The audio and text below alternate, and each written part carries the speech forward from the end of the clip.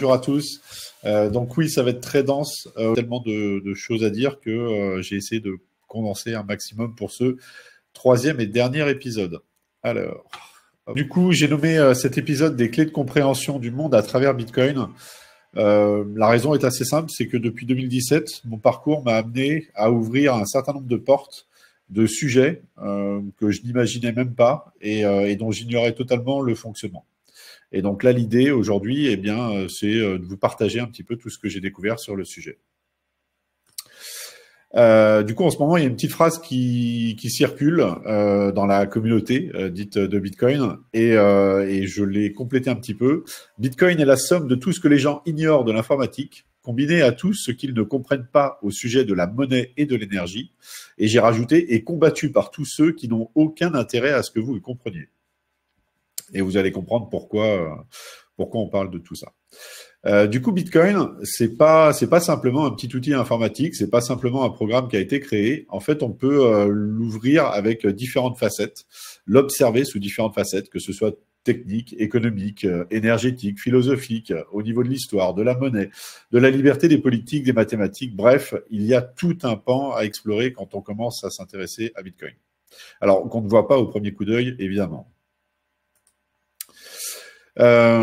Si j'ai rajouté combattu par tout un panel, en fait, aujourd'hui, il y a quelques petites métriques que je peux vous partager. En noir, vous avez la courbe du prix, ce qui fait que Bitcoin aujourd'hui est quasiment à son plus haut, quasiment à son maximum.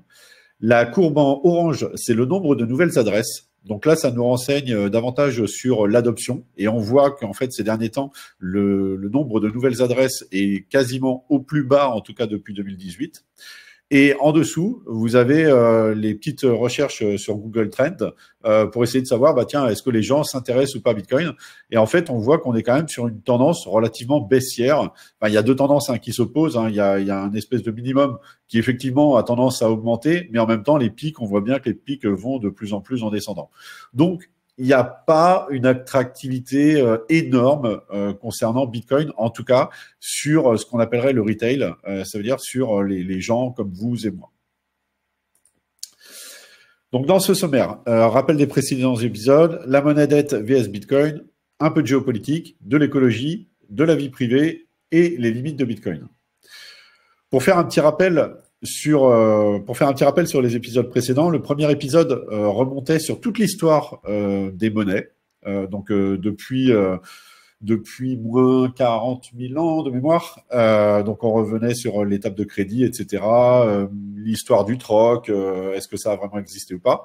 L'épisode 2 s'intéressait davantage aux briques, on va dire, techniques de Bitcoin et à sa préhistoire, c'est-à-dire quelle est l'histoire avant l'arrivée de Bitcoin, avec toutes les monnaies numériques qui ont pu apparaître, notamment via les mouvements type cypherpunk. Et là, aujourd'hui, on va attaquer vraiment qu'est-ce qu'est Bitcoin aujourd'hui et comment il influe sur le monde actuellement. Alors, influe, le terme est peut-être un peu fort. Donc, monnaie dette vs Bitcoin. Alors, je vais vous demander un petit exercice. Petit exercice de pensée pour la monnaie dette. Donc là, alors c'est un schéma. Je vais essayer je ne sais pas si, oui, ok, on voit ma souris. Donc on va faire un petit exercice de pensée. Imaginez que vous êtes la toute première personne sur Terre, d'accord, à pouvoir utiliser de l'argent. L'argent n'existe pas. Et en fait, on a vu lors du premier et du deuxième épisode que la monnaie était créée par le crédit ou par la dette. C'est-à-dire que lorsque vous faites un crédit, on va créer de la monnaie. C'est comme ça que les banques commerciales fonctionnent. C'est elles qui fabriquent aujourd'hui notre monnaie. Donc, imaginez que vous êtes la toute première personne sur Terre et vous avez besoin de 1 000 euros. Eh bien, la solution, c'est d'aller voir votre banque et de demander, du coup, un crédit de 1 000 euros. La banque va vous donner les 1 000 euros. Vous êtes la personne A. Sauf que la banque va vous demander de rembourser 1 100 euros. Et là, vous avez un souci parce que, en fait, vous êtes la toute première personne sur Terre. Vous avez emprunté 1 000 euros, vous ne pouvez pas rembourser 1 100 euros. Donc, il va falloir que vous trouviez 100 euros quelque part. Mais vu que vous êtes la toute première personne sur Terre, la seule possibilité pour vous d'acquérir un peu plus de monnaie, c'est de demander à une autre personne qui elle-même va faire un crédit de 1 000 euros pour pouvoir récupérer les 100 euros. Le problème, c'est que cette deuxième personne, elle, maintenant, il lui manque 200 euros. Et donc, du coup, ainsi de suite, il va falloir qu'elle aille voir une troisième personne qui va aller demander un crédit à la banque, etc. Et en fait, si on s'intéresse un petit peu au sujet de la monnaie dette et surtout son fonctionnement, eh bien, on se rend compte que ce système ne peut être viable que s'il s'accroît. S'il grandit, ça fonctionne. S'il ne grandit plus, ça ne fonctionne plus. Parce qu'en fait, quand on rembourse les dettes, les crédits, eh bien, la monnaie est détruite. Donc, soit vous avez un système qui grossit et ça fonctionne, soit vous n'avez pas de système, enfin, soit le système ne grossit pas et dans ces cas-là, ça va coincer. Donc ça, c'est un vrai problème au niveau structurel de la monnaie dette.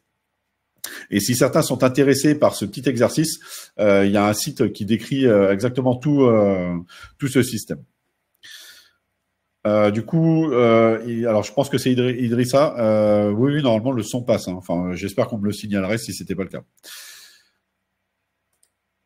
Alors, ce système amène à quoi? Ce système amène au fait que, eh bien, du coup, que ce soit l'euro ou le dollar, toutes les monnaies aujourd'hui vont vers zéro, toutes, absolument toutes. C'est pas zéro en termes, comment dire, elles ne vont pas zéro. Un euro est toujours égal à zéro, mais son pouvoir d'achat, lui, ne fait que diminuer. Donc là, vous avez deux courbes par rapport à l'or. Mais si vous preniez les courbes par rapport à du pouvoir d'achat, vous obtiendriez grosso modo la même chose. En fait, vu que ce système se doit de gonfler en permanence, on est dans l'obligation d'injecter tout le temps plus de monnaie.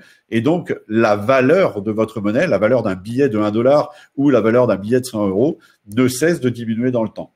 Et ça, vous pouvez l'observer sur absolument toutes les monnaies. Là, on le fait avec l'euro et le dollar qui sont des monnaies relativement fortes. Mais vous pouvez le faire aussi avec des monnaies qui sont beaucoup, beaucoup plus volatiles, entre guillemets, ou beaucoup moins fortes que l'euro ou le dollar. Alors, je me suis amusé à faire une petite comparaison entre la monnaie dette et Bitcoin et surtout à différents types de monnaies.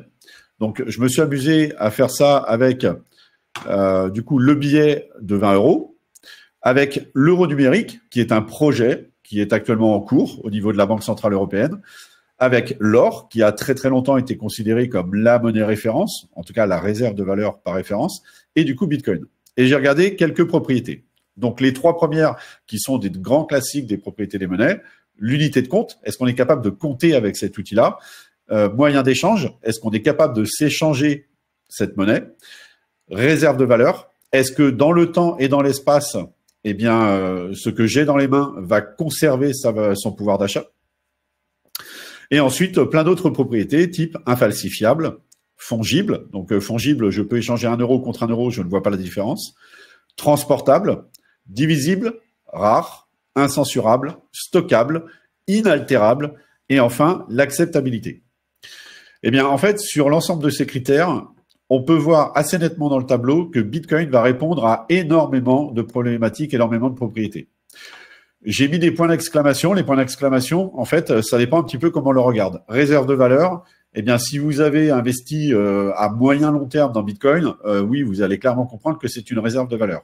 Si vous le regardez à court terme, alors c'est assez dangereux parce qu'encore très volatile.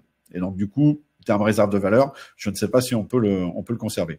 Concernant l'euro numérique et le billet euro, ce qui est certain, c'est que leur valeur n'arrête pas de descendre dans le temps.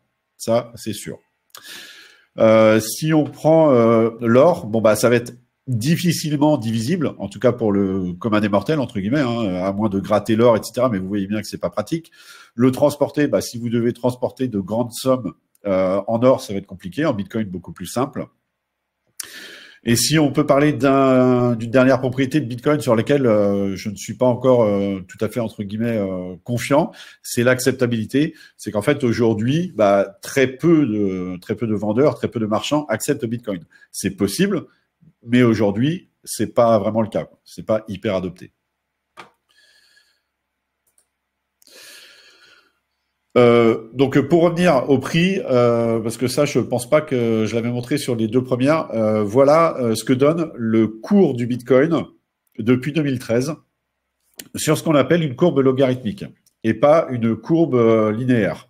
La raison est assez simple, c'est qu'en fait si on a un actif, si on a quelque chose qui prend de la valeur très très rapidement dans le temps, alors il n'y a pas de raison de le regarder en échelle linéaire parce qu'en fait tous les temps passés vont être complètement écrasés. le fait que vous passiez d'un Bitcoin de 1 dollar à 10 dollars ou de 10 dollars à 100 dollars, vous faites en fait un x10 sur le prix de votre objet, de votre actif. Sauf que si votre prix est rendu à 10 000, bah en fait, ces vagues-là, vous ne les voyez plus. Je trouve ça toujours beaucoup plus intéressant de regarder le prix du Bitcoin en logarithmique parce que ça nous donne une vraie tendance de long terme. Et la tendance de long terme, elle est très claire. Les performances du passé ne présagent pas des performances futures, bien évidemment. Enfin, ça nous renseigne quand même un petit peu sur ce qui s'est passé il y a quelques années. Si on regarde au niveau des monnaies dettes actuellement, donc l'ensemble des monnaies dans le monde, en fait, on peut observer que quasiment toutes perdent de la valeur. Alors, comment on peut le mesurer? Ben, c'est parce qu'on appelle aujourd'hui l'inflation. L'inflation est voulue. Elle est voulue notamment parce que je vous ai expliqué que le système de monnaie dette ne pouvait subsister que s'il grossissait. Donc, pour qu'il grossisse, il faut qu'il y ait de l'inflation en permanence. Donc, d'où l'objectif, par exemple, des 2% d'inflation au niveau de la BCE, de la Banque Centrale Européenne. Mais si on regarde dans le monde, eh bien, on va voir que effectivement, certains pays arrivent à avoir des inflations comprises entre 0 et 5%, mais c'est loin d'être le cas pour toutes les monnaies. On voit par exemple beaucoup de pays, du coup, avec un taux d'inflation entre 5 et 10%, voire même un certain nombre de pays entre 10 et 50% d'inflation. Je ne sais pas si vous imaginez, hein, parce qu'en France, là, du coup, on a été fortement bousculé par des taux d'inflation de 10%, mais ce genre d'inflation, en fait, n'est pas hyper rare dans le monde. Et on a des pays qui connaissent aussi des hyperinflations avec des records type Venezuela à 398%, le Liban, la Syrie, l'Argentine, le Zimbabwe, etc. 50% d'inflation, ta monnaie ne vaut plus rien. C'est pas qu'elle ne vaut plus rien, c'est qu'elle perd de sa valeur très très vite. Et donc oui, c'est clairement un gros problème. Et d'ailleurs, je vous invite à réfléchir sur cette problématique qui est de dire si ma monnaie perd de sa valeur très rapidement dans le temps, je vais avoir tendance à vouloir la dépenser le plus vite possible. Dans les pays où il y a de l'hyperinflation, si vous touchez un salaire, vous dépensez tout de suite votre monnaie, puisque vous savez que demain, elle ne vous permettra pas d'acheter la même chose. Et ça, c'est une petite réflexion qu'on va se garder pour plus tard.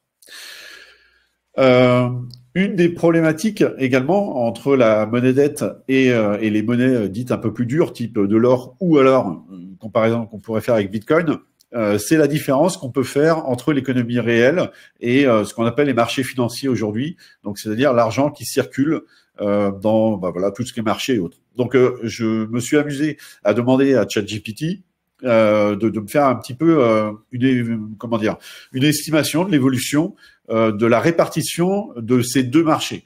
Donc, on peut les comparer parfois avec les masses monétaires, M1, M2 et la masse monétaire M3, ou d'autres avec les marchés financiers, etc. Bref, j'ai demandé à ChatGPT de me faire un petit travail là-dessus.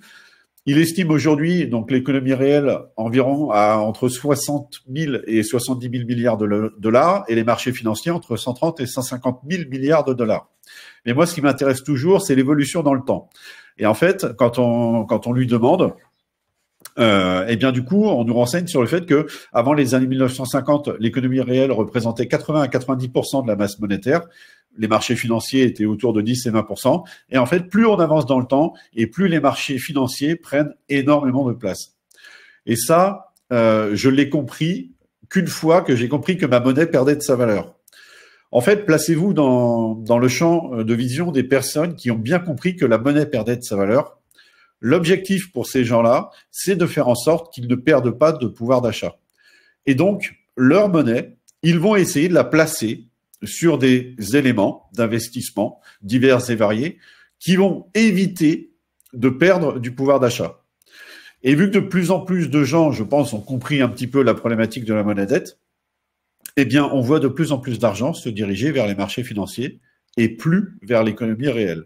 Ce qui fait que l'économie réelle, de plus en plus, représente une petite part de l'endroit où l'argent circule.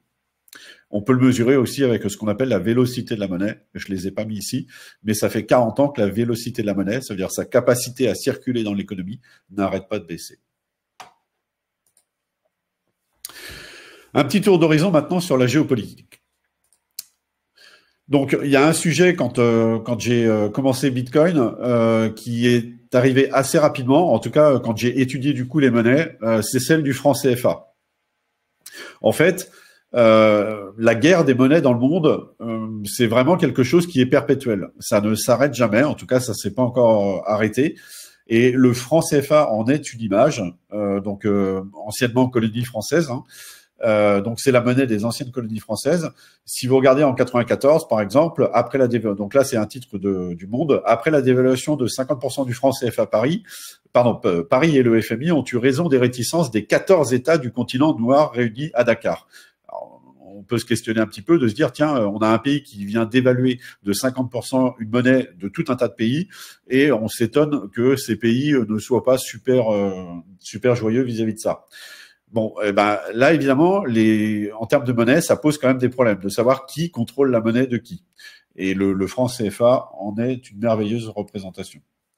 Au passage, vous avez un petit vote à droite, juste pour savoir si la population française connaît un petit peu le fonctionnement de tout ça. Donc là, lors d'une conférence, j'avais fait un petit questionnaire, et en fait, on se rend compte que un quart des gens savent que le franc CFA doit suivre celle de l'euro. Ils n'ont pas la main, en fait, sur la valeur de leur monnaie. Leur monnaie est accrochée, adossée à celle de l'euro, parce que anciennement adossée à celle du franc. On pourrait dire beaucoup de choses sur la monnaie du franc CFA et toutes ces problématiques. Géopolitiquement parlant, nous avons aussi le Salvador, du coup, qui a fait le choix de faire de Bitcoin une monnaie légale. Donc Bitcoin est accepté sur la majorité des commerces là-bas maintenant, depuis 2 ans. La raison est entre guillemets assez simple, même si pas facile.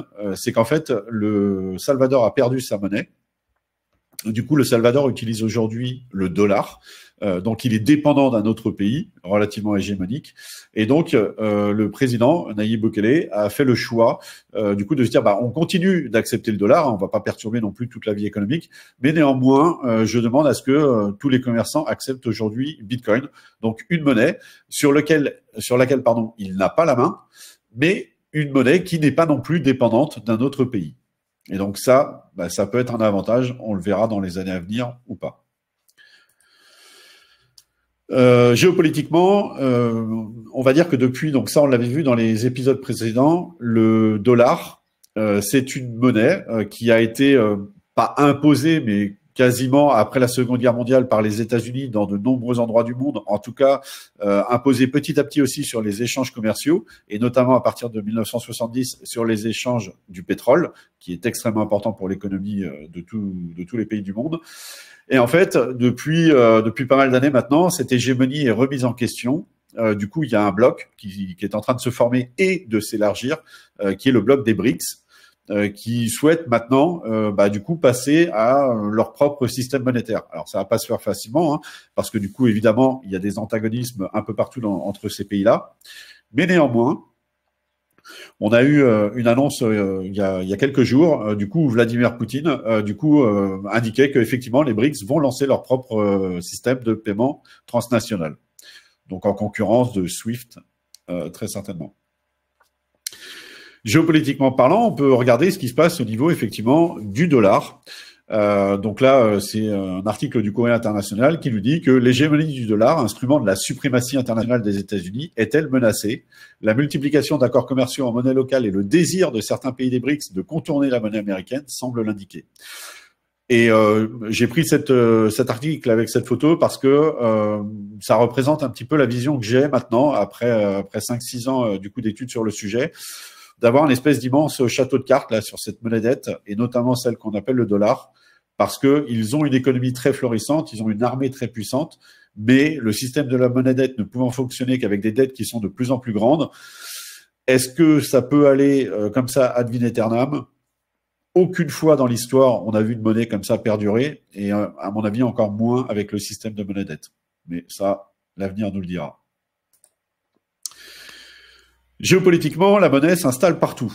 Et il y a des conflits sur la monnaie un petit peu partout. En Europe, on a pris la décision de sanctionner la Russie en gelant des avoirs du coup russes, donc en bloquant finalement l'accès de leur argent. Alors, ça pose des questions. Alors évidemment, en Europe, on va se dire, la Russie est perçue évidemment comme l'envahisseur et celui qui a déclenché la guerre, etc. Et donc là, on va se on va se positionner d'un point de vue un peu plus haut en disant, bah voilà, on ne sait pas qui sont les gentils et les méchants.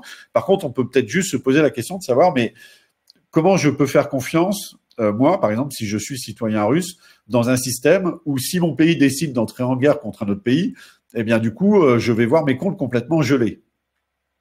Ça pose un énorme problème parce que tant que le système était entre guillemets ouvert à absolument tout le monde et que vous n'aviez pas de risque de perdre votre argent, on pouvait lui faire confiance. Le fait que la communauté internationale, mais surtout l'Occident, les États-Unis et l'Europe, ont décidé de geler des avoirs russes, eh bien évidemment, c'est une vraie perte de confiance dans cette monnaie-là, donc notamment en euros ou dans les systèmes bancaires européens ou occidentaux. Et donc, ça va évidemment inciter sans doute ces pays-là à trouver d'autres solutions. Un autre sujet, du coup, concernant l'épargne, c'est le fait que votre argent, vous en disposez moyennement, on va dire, parce que quand il est au sein d'une banque, c'est une reconnaissance de dette que vous avez. Mais lorsque vous placez votre argent, par exemple, sur le livret A, il y a aussi des évolutions dernièrement qui se font sans réellement poser la question, on va dire, aux citoyens, du type le livret A aujourd'hui, eh bien, il va servir en partie, du coup, pour financer l'armée. Alors que à la base, c'était à 50% un financement vers tout ce qui était logements sociaux. Mais là, du coup, il y a des lois qui sont en train d'être votées petit à petit pour permettre d'utiliser votre capital pour financer ensuite, du coup, divers services qui ne seraient, à mon avis, pas forcément plébiscités du point de vue, du point de vue du grand public. Il faudrait que je vide mon livret A, du coup. Je sais pas s'il faut le vider, mais en tout cas, il est toujours bon de se poser la question de savoir que font les banques de l'argent que l'on met chez elles. D'autres exemples. Donc, au Liban, une femme braque une banque face à l'impossibilité de retirer de l'argent. En fait, au Liban, du coup, la situation économique était catastrophique et du coup, les banques ont fini par fermer les guichets parce que il faut savoir que ça, c'est une problématique que tous les pays peuvent connaître. Le problème de la monnaie dette, c'est que l'immense majorité de cette monnaie n'est que numérique. Elle est créée par les banques au moment où vous faites des crédits immobilier par exemple, mais il n'y a pas la monnaie physique en face. Ça n'existe pas. La monnaie physique, les pièces et les billets sont de la monnaie de banque centrale, et on l'a vu dans les épisodes précédents également, ne représentent qu'une toute petite partie de cette monnaie en circulation.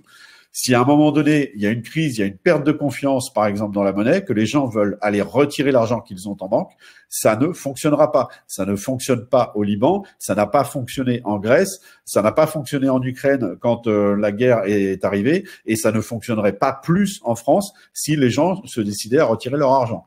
En fait, les banques feraient bank run à ce moment-là, il y aurait un vrai problème. Est-ce qu'il existe une possibilité de refuser de financer la guerre via le livret A ou est-ce que ça fait partie du contrat? À mon avis, ça fait partie du contrat. Oui, c'est pas. D'ailleurs, c'est même pas les banques elles-mêmes qui. Enfin, est-ce que les banques décident elles-mêmes de chacun des livrets A? Ça, je ne sais pas, mais en tout cas, oui, c'est contractuel. Et enfin, un autre problème au niveau de la géopolitique, l'opposant russe, par exemple, Alexei Navalny, alors quoi qu'on pense et quoi qu'on dise de cette personne, c'est pas le sujet ici, dénonce le blocage de ses comptes bancaires. Il faut savoir que, du coup, dans un pays, si vous avez des régimes un peu autoritaires, une des premières choses que ces régimes font lorsqu'il y a des partis d'opposition qui deviennent un peu trop importants ou un peu trop enquiquinants pour eux, eh bien, c'est de fermer les comptes bancaires. Et malheureusement, vous n'avez que très peu d'alternatives à ça. Julian Assange, avec Wikileaks, s'est confronté exactement au même problème quand il a lancé les alertes qu'il a lancées concernant les États-Unis. Et enfin, une petite image qui est toujours sympathique à voir, mais juste bon de rappeler. En orange, c'est la visualisation un petit peu des bitcoiners, entre guillemets.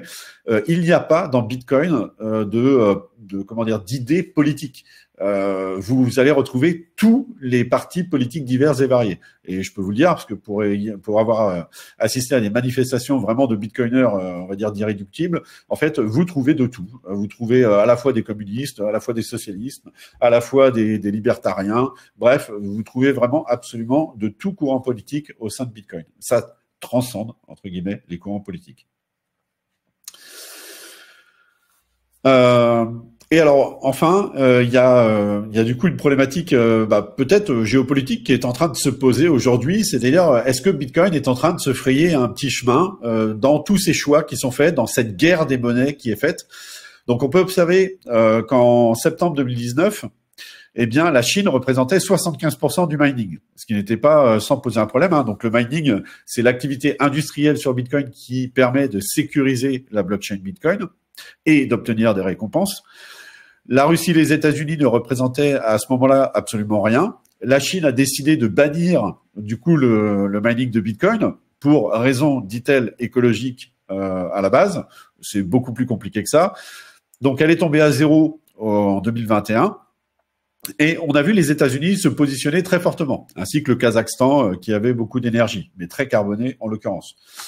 Et en fait, quand on regarde, donc ça c'était il y a quelques années, et quand on regarde aujourd'hui, en fait, on voit que les USA ont encore un petit peu grimpé dans le pourcentage du mining, aujourd'hui avec près de 38%, mais la Chine, qui était à zéro finalement, tiens, réapparaît comme de par magie, du coup avec près de 21%. Donc en fait, la question se pose de savoir est-ce que certains pays ne commenceraient pas à se poser la question de savoir s'il n'y a pas un intérêt géostratégique à faire du mining aujourd'hui, parce que si jamais Bitcoin se ferait un chemin parmi cette guerre des monnaies, est-ce qu'il n'y a pas intérêt quand même à avoir un pied dedans avant de se faire déborder? À mon avis, la question n'est pas totalement idiote. On va faire un lien du coup assez rapide entre du coup, donc là on a vu le mining, enfin on a vu quelques données sur le mining, et j'aime bien aborder le thème de l'écologie. Alors, je sais pas si certains connaissent cette équation, on l'appelle l'équation de Kaya, celle que vous avez du coup en haut à gauche, qui permet de comment dire, essayer de, avec une formule, d'avoir un petit peu des champs sur lesquels on pourrait intervenir concernant les émissions de CO2.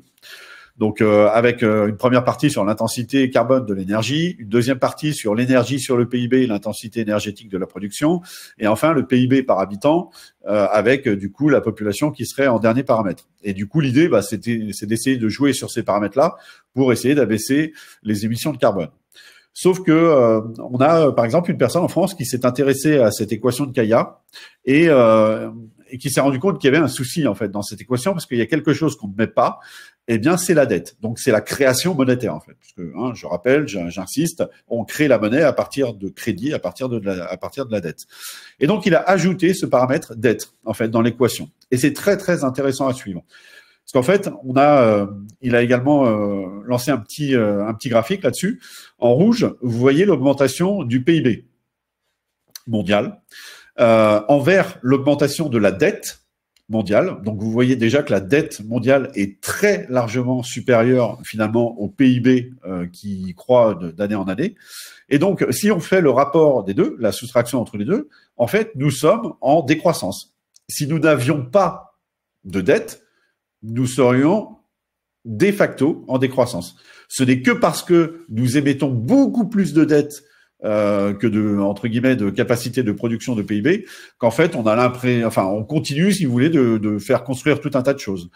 Mais sans la dette, en tout cas, sans cette augmentation drastique de la dette, on n'y arriverait pas. Et concernant l'écologie, moi, ça me questionne. C'est-à-dire que d'avoir une monnaie qui peut être imprimée sans limite, juste par des banques commerciales, d'ailleurs, une monnaie qui perd de sa valeur dans le temps en permanence, donc qui nous incite à consommer toujours de plus en plus, eh bien moi, ça m'interroge comme modèle concernant l'écologie. Je fais partie des personnes qui entre guillemets, croient, je sais pas, mais voient de plus en plus la sobriété des croissances comme une des solutions pour essayer de régler, enfin, pas régler, mais en tout cas d'amortir notre problème.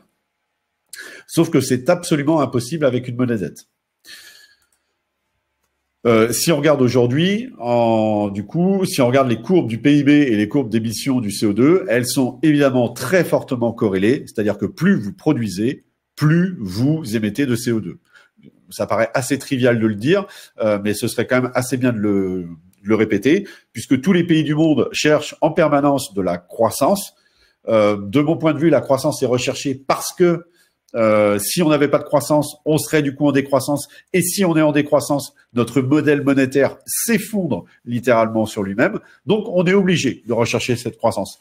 Mais alors, comment faire pour ralentir les émissions de CO2 tout en conservant cette fameuse croissance? Eh bien, je crois que le calcul n'est pas si simple que ça. Dans les informations tout à l'heure, enfin au tout début, je vous expliquais que Bitcoin était pas mal combattu. Si on regardait un article de Newsweek, donc en 2017, on nous indiquait que Bitcoin allait consommer toute l'énergie de la planète arrivée en 2020. Bon, alors, il n'en est évidemment rien, mais c'est juste pour vous montrer un petit peu l'exemple de propagande qu'on peut avoir, en tout cas de désinformation qu'on peut avoir sur le sujet dans les articles un peu grand public. Pour information, cette étude qui montrait que Bitcoin consommerait toute l'énergie de la planète au bout de 3-4 ans a été réalisée par un certain monsieur qui s'appelle Alex de Vries, lui-même employé de banque. Ces études ont notamment été reprises pour tout ce qui est réglementation européenne. Je vous laisse juger de la pertinence de la chose. À droite, vous pouvez voir des articles du coup aussi, le Bitcoin est une crypto assoiffée d'eau. Sa consommation devient inquiétante. Hasard ou surprise, elle vient du même personnage, monsieur Alex de Vries. J'ai lu cette étude, je l'ai ce qu'on appelle un petit peu débunkée, et en fait, vous pouvez voir par exemple que dans cette consommation d'eau, vous avez le Kazakhstan. En fait, le Kazakhstan fonctionne avec des mines de charbon, donc ce qui est absolument néfaste pour le mining de Bitcoin et pour la planète, hein, bien sûr. Mais du coup, il va compter toute l'eau qui s'évapore, qui permet de faire fonctionner ces centrales thermiques. Donc en fait, vous faites des circuits de refroidissement dans ces centrales. Donc toute l'eau qui est utilisée est comptabilisée là-dedans. Mais ça va même encore plus loin, c'est-à-dire que dans cette étude, si vous utilisez un barrage hydraulique, il compte également l'évaporation de l'eau du barrage.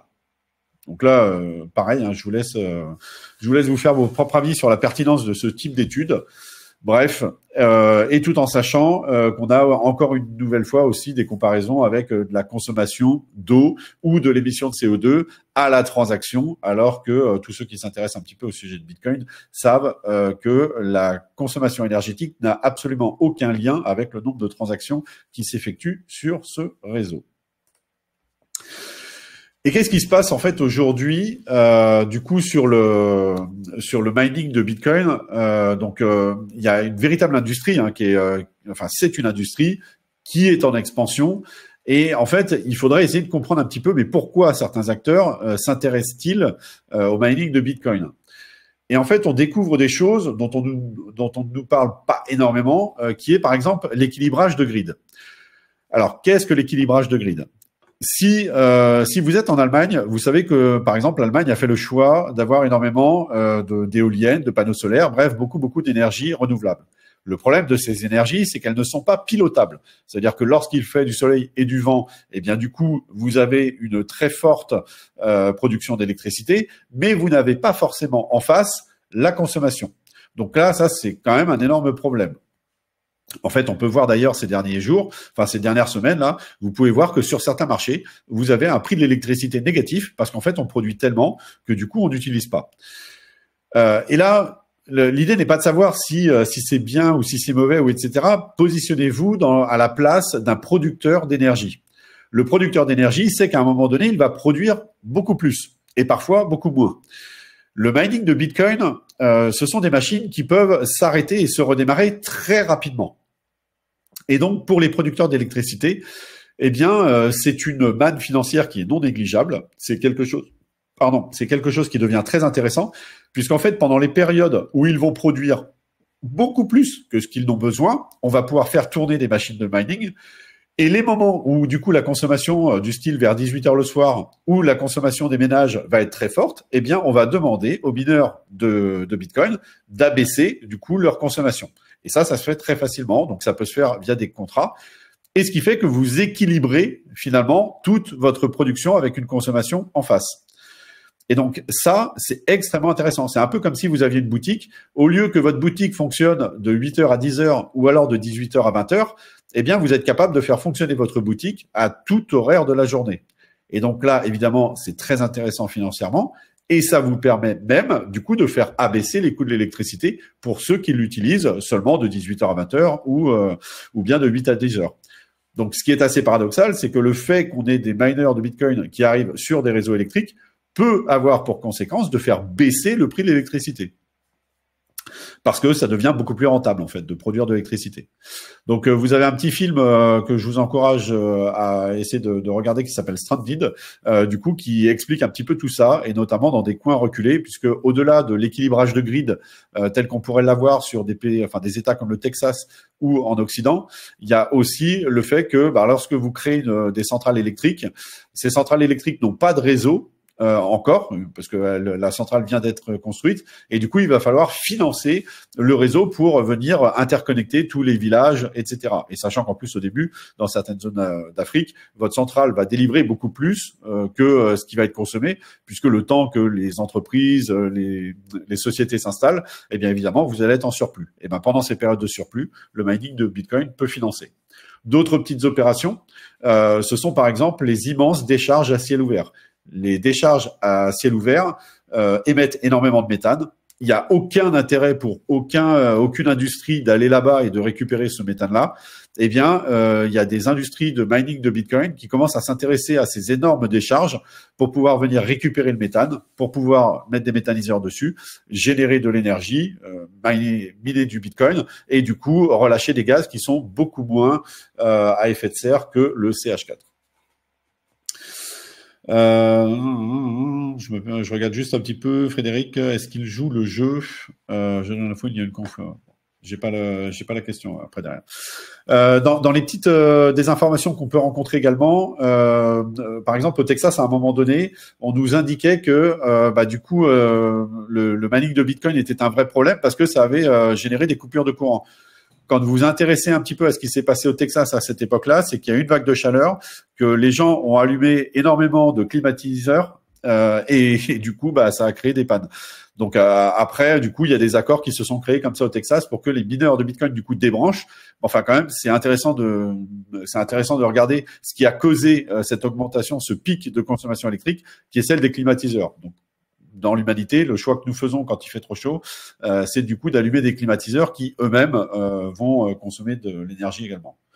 Bon, c'est à méditer. Vie privée et Bitcoin. Je suis désolé, j'enchaîne. N'hésitez pas à poser vos questions pour voir à la fin. Alors, un petit rappel. Alors là, accrochez-vous un petit peu. Sur votre gauche, vous avez ce qu'on appelle des blockchains et que je nomme moi DPS, décentralisé, public, sécurisé. Il y a très très peu de blockchains qui peuvent se targuer d'avoir ces trois propriétés. D'ailleurs, Ethereum, on pourrait discuter. Sur les blockchains, les petites clés que vous avez, considérez que c'est les clés qui permettent d'ouvrir le coffre de votre argent. Donc, du côté des blockchains, vous pouvez posséder les clés et donc c'est vous qui détenez les clés pour ouvrir le coffre. D'accord? Donc, vous avez les clés pour ouvrir votre coffre de Bitcoin. Il y a de l'autre côté les banques classiques et la fiat monnaie dans lequel il y a deux systèmes. Le système où vous avez les propres clés de votre argent, ça veut dire vous en faites absolument ce que vous voulez, c'est le cas du cash, donc des pièces et des billets. Et il y a le cas de l'argent que vous avez en banque. Et l'argent que vous avez en banque, vous n'avez pas la clé. Vous ne pouvez pas l'utiliser vraiment comme vous voulez. Je vous assure, essayez d'aller retirer 1 500 €, ça va être compliqué. Enfin, plus de 1 500 €, ça va être compliqué. Essayez de faire des virements parfois sur des plateformes, ça sera compliqué aussi si la banque décide que il ne faudrait pas le faire. Donc, il y a bien un mélange entre l'argent sur lequel vous détenez la pleine possession, la pleine propriété, et l'argent qui est détenu dans vos comptes bancaires. Et entre les deux, vous avez toutes les plateformes que beaucoup connaissent, Coinbase, Binance, le fameux FTX avec son scandale. Ces plateformes, ce sont elles qui ont les clés également de vos cryptos, entre guillemets, de votre argent. Donc, je voulais faire ce schéma simplement pour que tout le monde comprenne bien qu'il y a trois domaines différents. Et quand on dit que Bitcoin s'est fait pirater, etc., c'est absolument ridicule, puisqu'en fait, ce sont les exchanges qui posent des problèmes, ceux qui se font le pont entre le monde fiat et le monde de la crypto, mais absolument pas la crypto elle-même. Si vous détenez dans un portefeuille dit non custodial, vous n'avez jamais eu de problème d'accès à vos fonds comme il y a pu y avoir sur FTX, Binance et Coinbase et compagnie. Alors, dans les petits combats sur Bitcoin, c'est pas bien, c'est pour les méchants, etc. On a pu lire, par exemple, comment le Hamas est passé aux crypto-monnaies, donc en utilisant Bitcoin pour s'assurer des financements de l'Iran. Mais si j'en parle dans ce chapitre de la vie privée, c'est parce que finalement, quelques mois auparavant, on apprenait que l'organisation terroriste du Hamas n'accepte plus de dons en crypto-monnaie. Et pourquoi? Eh bien, la réponse à ce pourquoi, c'est qu'en fait, Bitcoin n'est pas une monnaie anonyme. Bitcoin est extrêmement traçable. Du coup, on peut finalement assez facilement remonter le fil de toutes les transactions et essayer de savoir qui les utilise. Et en fait, les organisations terroristes se sont rendues compte que c'était extrêmement compliqué de passer sous les radars avec ce type de monnaie. Donc, ils ont finalement abandonné Bitcoin. Mais malgré tout, quelques mois plus tard, vous avez quand même des articles qui vous parlent du financement de terrorisme via des crypto-monnaies. Dans les thèmes de la vie privée avec Bitcoin, il faut s'intéresser aussi en fait, au futur de la monnaie, ce qu'on appelle les monnaies de banque centrale. Du coup, le précurseur en la matière, c'est la Chine, avec son yuan numérique. Et vous pouvez, par exemple, lire ce genre de petit article, monnaie numérique, yuan vient avec une date d'expiration. Oui, en fait, avec une monnaie programmable, vous pouvez faire absolument ce que vous voulez. Si vous avez compris que le principe de la monnaie dette, c'est qu'il faut que ça grossisse pour que ça fonctionne, le problème, c'est qu'il faut inciter les gens à sans cesse le dépenser. Donc sans cesse, il faut que les gens consomment, il faut que les gens fassent des crédits pour que du coup ce système grossisse. Un moyen très très simple finalement de faire ça, c'est de mettre une date de péremption sur la monnaie.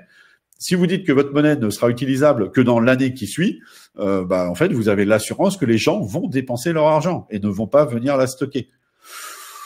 Alors là, chacun se fera son propre avis également sur le fait de savoir est-ce que c'est une bonne chose ou pas. Et donc, évidemment, à côté de l'Europe, la BCE fait un pas de plus vers l'euro numérique. La question n'est pas tant de savoir si l'euro numérique aura une date d'expiration ou pas. La question est plutôt de savoir est-ce qu'ils vont pouvoir le faire ou pas si à un moment donné, la situation se tend, si ça devient compliqué, etc. Et là, je vous invite à revenir sur les vidéos précédentes et à ce qui s'est passé notamment pendant les guerres mondiales et de voir un petit peu ce que les États ont fait de nos monnaies et comment elles les ont utilisées. C'est du coup monnaie numérique pose des questions du coup sur la surveillance parce qu'en fait une monnaie qui est programmable peut être surveillée par les fameuses personnes qui détiennent en fait les clés de cette monnaie numérique. Il y aura aucune limite à l'impression monétaire. Aujourd'hui, l'impression monétaire est devenue un peu folle. Avec une monnaie numérique, ce sera très facile. Vous appuyez sur un bouton. On pourrait imaginer avec une monnaie programmable, de dire voilà telles aides financières vont être versées pour être utilisées à telle chose. Donc ça, vous pouvez vous dire oui, c'est une bonne idée. Mais si on commence à vous dire ah oui, mais il faut que ce soit utilisé pour vraiment tel domaine, qui n'est pas forcément un domaine qui vous plaît ou pas, eh bien là, ça va être une privation de liberté. Est-ce qu'on veut de ça ou pas? C'est une question qu'il faudrait poser. Et enfin, la capacité à censurer du coup des transactions. Très très facile avec une monnaie programmable. Vous venez tout simplement dire non, là on n'est pas d'accord, donc on censure et on refait un petit comeback avec l'affaire par exemple Navalny en Russie. Il y a une affaire donc pour tous ceux qui seraient développeurs, une affaire assez intéressante est celle des développeurs de Tornado Cash. Alors, je ne vais pas rentrer dans la technique, mais Tornado Cash, en gros, c'est un outil qui permettait justement, vu que Bitcoin est très traçable, de venir brouiller un petit peu les pistes et donc de mélanger ces pièces pour éviter d'être tracé. Et bien, ce qui s'est passé, c'est que Tornado Cash, en fait, est un code open source qui a été mis à disposition par des développeurs. Ces développeurs ont simplement mis un outil en ligne, en mode open source, sur GitLab. Eh bien, ces développeurs ont été arrêtés et emprisonnés pour avoir déposé un outil en mode open source. L'outil en question pouvait être utilisé pour faire du blanchiment, évidemment, ou pour d'autres choses, du style protéger sa vie privée. Mais en fait, qu'importe, l'outil a été déposé et donc on est venu enfermer les gens. Je fais un parallèle, certes grossier, mais c'est un petit peu comme si quelqu'un prenait un couteau et tuait une personne avec ce couteau. Et donc, on considère ce couteau peut être utilisé comme une arme. Nous allons aller arrêter l'inventeur du couteau. Bon, et on l'enferme. Je trouve ça un tout petit peu abusif. Et enfin, je voulais parler des limites de Bitcoin, puisque je voudrais pas qu'on pense que je suis en mode aficionados de Bitcoin et que je trouve que Bitcoin est parfait. On parle parfois de religion avec Bitcoin. Non, Bitcoin a des limites. Bitcoin n'est pas parfait, très loin de là. Et donc, je voulais en parler un petit peu ici. dans les affaires de mining de Bitcoin, vous avez ce qu'on appelle les mining pools pour pouvoir reverser la récompense. En gros, c'est l'industrie du minage qui se réunit en espèce de coopérative et en fait, celui qui trouve la solution va être récompensé et on va partager la récompense avec tous ceux qui avaient participé dans cette coopérative. Bon, le problème, c'est que ces mining pools, effectivement, sont de plus en plus centralisés. Enfin, pas de plus en plus, mais elles sont très centralisées. Et donc, ça peut poser des questions à un moment donné, de se dire, mais finalement, si elles sont autant centralisées, est-ce qu'on peut parler de décentralisation pour Bitcoin? Donc, c'est un vrai sujet, même si vous pouvez voir que dans les mining pools, dans le mining inconnu, il y a encore quand même un bon 25%. Autre effet de centralisation au sein même de Bitcoin, qui est vendu comme décentralisé, vous avez les machines de minage qui sont réalisées entre 70 et 80% par Bitmain, qui est un constructeur chinois, qui n'est pas sans poser d'ailleurs quelques problèmes là ces derniers temps là, sur lesquels on a vu que peut-être il y avait eu manipulation dans les firmware de ces machines. Donc ça, par exemple, c'est une énorme centralisation et c'est un vrai problème pour la blockchain Bitcoin. Vous avez à gauche ce qu'on appelle le trilemme de la blockchain. Pour les blockchains d'infrastructure, les blockchains sur lesquelles on peut faire du développement, le trilemme indique que en fait une blockchain, en tout cas jusqu'à ce jour, ne peut pas répondre à la fois à de la sécurité, à la fois à de la décentralisation et à la fois à de la scalabilité. Donc scalabilité, le fait d'avoir un grand nombre de transactions par seconde. Bitcoin a fait le choix d'être entre la sécurité et la décentralisation. Donc, il est très décentralisé et il est très sécurisé grâce à son mining, mais il n'est pas du tout scalable. En fait, sur Bitcoin, vous pouvez faire 3 à 7 transactions par seconde. En comparaison, Visa, c'est environ 4000 transactions par seconde. Ils peuvent monter jusqu'à 10 000 de mémoire. Mais par-dessus ça, on a mis une couche 2, dites, du coup, un petit peu comme les couches du modèle OSI, etc. Bref, on a rajouté une couche là-dessus. Ça, ce serait la couche 1, Bitcoin, 3 à 7 transactions par seconde. Vous avez une couche 2 qui s'appelle le Lightning Network, alors qui, elle, monte pas à des millions de transactions par seconde, comme il est indiqué ici sur le schéma, mais peut monter à 100 000 transactions par seconde, donc très rapide. Mais là aussi, dans cette couche 2, on rencontre un problème de centralisation. En fait, on a des entreprises qui ont des nœuds Lightning, mais qui finalement concentrent énormément de transactions pour tout un tas de problématiques que je ne vais pas énoncer ici. Bitcoin, on l'a vu aussi, c'est extrêmement traçable. Ce qui est assez paradoxal vis-à-vis de toutes les critiques qu'il peut recevoir, comme quoi ce serait une monnaie anonyme qui peut être utilisée, etc. Eh bien non, en fait, Bitcoin est extrêmement traçable. C'est la raison pour laquelle certains mouvements terroristes et autres vont à côté, cherchent une alternative à cela. Et en fait, aujourd'hui, c'est un problème. En tout cas, c'est considéré comme un problème au sein de la communauté Bitcoin, par une partie, en tout cas, de la communauté, de se dire, finalement, c'est tellement traçable que ça en devient dangereux. Aujourd'hui, clairement, Bitcoin pourrait amener à de la surveillance un petit peu massive de ce que vous faites avec vos deniers. Ça ne permet pas de l'empêcher, c'est-à-dire qu'il n'y a aucune censure possible sur Bitcoin, mais par contre, on peut vous surveiller très clairement. Et donc, il y a des évolutions type Silent Payment qui sont aujourd'hui proposées, qui ne sont pas mises en place, mais qui sont proposées pour essayer de rajouter cette couche de confidentialité, qui avait été vendue et promue comme étant de base sur Bitcoin.